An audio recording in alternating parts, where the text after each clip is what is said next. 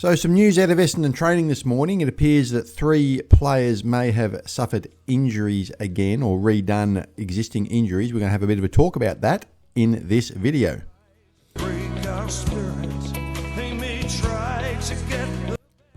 So some reports out of Essendon training this morning that, and it's come from a couple of different sources. Tom Morris was reporting, Caroline Wilson as well. So look, you can take this for what it's worth. I don't think it's officially been confirmed yet, but it's coming out from a few different people, which indicates that there might be some truth to it.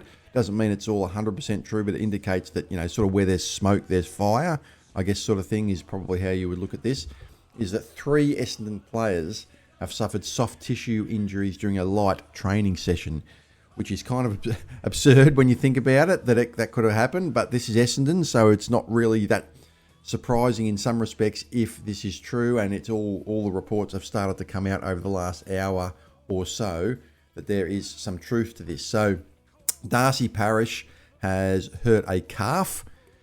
Darcy Parish, of course, has been back now for 3 weeks and probably been progressively a bit better each week. I've always said Darcy Parish tends to start slowly and get a little bit better. He probably played his best game of the year in the last game he played against Fremantle, picking up 31 possessions, and that was a little bit better than the week before. But it looks as though the reports are that he's had a calf injury and he's going to have to get that scanned or go in for scans with that. Mason Redman looks as though he has hurt a hamstring. Of course, he was coming back from a hamstring. Mason Redman hasn't played since round 12. He was a late exclusion from the team prior to the round 12 match. And it looks as though he has hurt a hamstring. And Kyle Langford looks as though he has hurt a quad. So Kyle Langford, that was the injury that he had already done, the quad injury. He did that a few weeks ago while kicking the ball. I think it was in the Dreamtime game, like a high leg injury. So it looks as though he has aggravated that injury as well. He hasn't played since round 11, Mason Redman since round 12, and Parish, of course, has played the last 3 games. So we were hoping to get, certainly we were hoping to get Redman, Reid back for the game against the Gold Coast. Reid, it looks as though, who trained pretty well, I think, looks as though Reid will come back for the match. Ridley as well, I imagine Ridley and Reid will come back for that match against the Gold Coast. We were hoping to get Redman back. Langford was a bit iffy, in my opinion. Langford was, because he was a little bit out of form, whether he was right to come back or not, he may have had to come back through the reserves, but if he's injured now, then obviously that's not, obviously now that's all a moot point. But this is obviously just frustrating news. And like I said, where there's smoke, there's fire. I imagine if this is not 100% true, there obviously must be some truth to it. Otherwise, you wouldn't have 3 or 4 different people reporting it. But it is frustrating that you have a week off, bye week.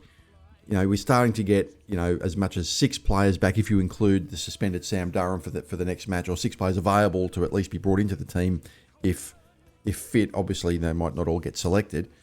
And then you suffer these injuries at training, and it will inevitably lead to calls or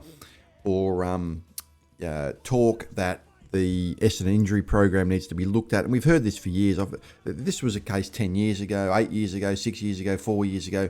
There's always talk amongst supporters who get frustrated at these soft tissue injuries as to why it seems to disproportionately happen at Essendon more so than other clubs. Now, it could just be bad luck. These players obviously were, 2 of them anyway. If you look at Langford and Redman, they were already injured or on the cusp of coming back. So I guess in that, if you're just playing the devil's advocate, it's perhaps not entirely surprising that you could re-aggravate, an injury given that they were already injured or very, very close to coming back. And Parish has been injury prone for the last couple of years now. So is it just bad luck? Is it just injury prone players? Or is it something to do with the way the club operates that indicates why this happens? So none of us know. If we all knew the answer, they would fix it. But it certainly is frustrating with 3 players all on the cusp of coming back, or in the Parish's case, already back to be injured, especially at training during what was apparently a light training session. So, in better news for the Bombers, though, Nate Caddy has signed for a couple of years.